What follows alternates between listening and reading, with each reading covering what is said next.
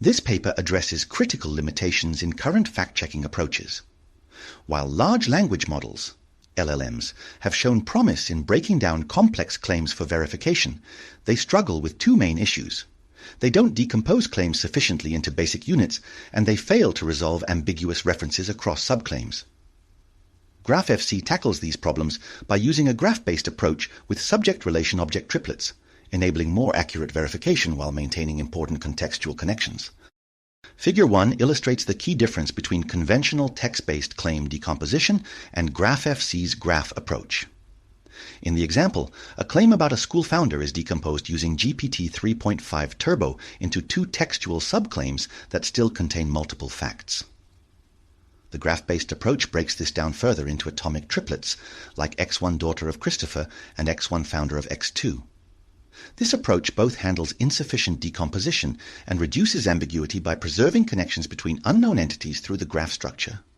Section 3 establishes the theoretical foundation for GraphFC by reframing fact-checking as a graph problem. A claim is considered supported if there exists a one-to-one mapping from claim entities to evidence entities that preserves all relationships.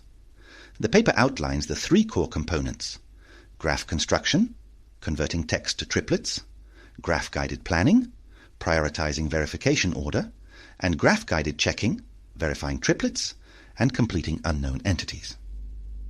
This approach enables systematic verification that addresses both insufficient decomposition and mention ambiguity. Figure 2 visualizes the complete GraphFC workflow through a concrete example. In the construction phase, both claim and evidence are converted into graphs with triplets. The planning phase then determines the optimal verification sequence based on the number of unknown entities in each triplet. The checking phase employs two strategies: graph match, verifying known entity triplets, and graph completion, inferring unknown entities. The process continues until all triplets are verified or a contradiction is found, maintaining contextual relationships throughout. Section 4 presents comprehensive empirical evidence of GraphFC's effectiveness. The framework was evaluated on 3 benchmark datasets, showing consistent performance gains over state-of-the-art methods. Notably, improvements were more pronounced for complex claims requiring multi-hop reasoning. Ablation studies demonstrated the importance of each component, especially graph construction and planning. Performance analysis with different LLM backbones revealed that while graph construction requires more powerful models, other components can use lighter models with minimal impact.